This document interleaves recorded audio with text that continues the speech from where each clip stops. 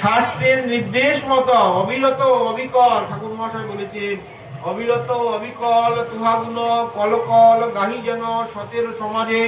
একেবারে শাস্ত্রে যেমন বলা আছে, মহাজনগণ যেইভাবে আস্বাদন করেছে, মহাজনগণ যেইভাবে আচরণ করে আমাদেরকে দেখিয়ে গেছেন, আমরা যেন ঠিক সেইভাবে সেই মতে সেই পথে চলে আমাদের এই মনুষ্য জীবনকে সার্থক করি, আমরাও যেন সেই মতো ভজন সাধনে অগ্রসর গতি হই।